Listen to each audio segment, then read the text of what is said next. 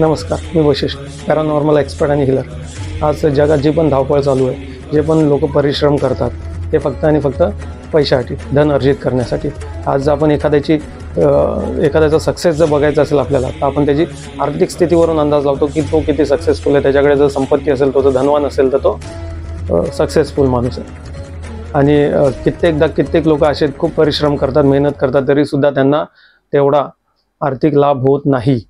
ठीक आहे. कितीतरी असे लोक आहेत, माझ्याकडे खूप क्लायंट्स येत असतात. एक गृहस्थ आहेत, आत्ताचे जे रिसेंटली आलेले क्लायंट आहेत माझे, त्यांना 1,30,000 रुपये पगार, पण एंड ऑफ द डे महिन्याच्या एंडिंगला अशी परिस्थिती निर्माण होऊन जाते की त्यांच्याकडे पैसे टिकत नाही. पैसे त्यांना घ्यावे लागतात, उधार घ्यावे लागतात, व्याजाने घ्यावे लागतात. अशी परिस्थिती का निर्माण होते? का तुमच्याकडे पैसा टिकत नाही, धन स्थिर राहत नाही? आपल्याला याची कारणं आधी जाणून घ्यावी लागतात. कारणं आणि मूळ जर तुम्हाला याचं माहिती पडलं, याची कारणे माहिती पडले, तरच तुम्ही त्याच्यावर उपाय करू शकता. एखाद्याचा आजार आपल्याला माहिती पडला, याला आजार काय, आजाराचं मूळ काय, तर तो आजार ठीक करण्यासाठी आपण योग्य तो मेडिसिन देऊ शकतो.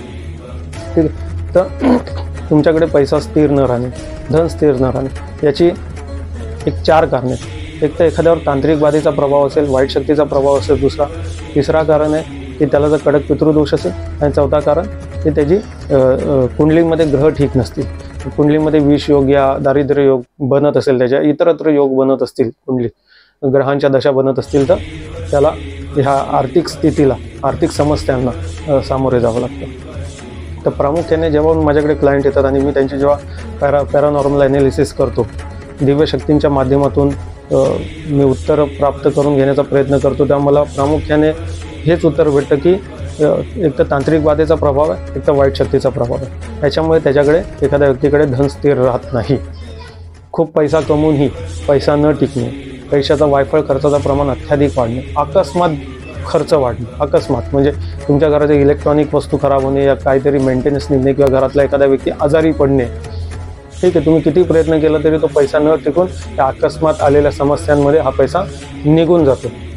शिवाय एखाद्या व्यक्तीवर जर तांत्रिक बाधेचा प्रभाव असेल, वाईट शक्तीचा प्रभाव असेल, तर त्याच्याकडे धन चांगलं येईल, तरी पण तो कर्ज असणार त्याच्या डोक्यावर. आणि किती तो कर्ज फेडण्याचा प्रयत्न केला ना, तरी कर्ज तो जाणार नाही, उलटा वाढत जाईल. कारण पैसा हा त्याच्याकडे टिकणार नाही.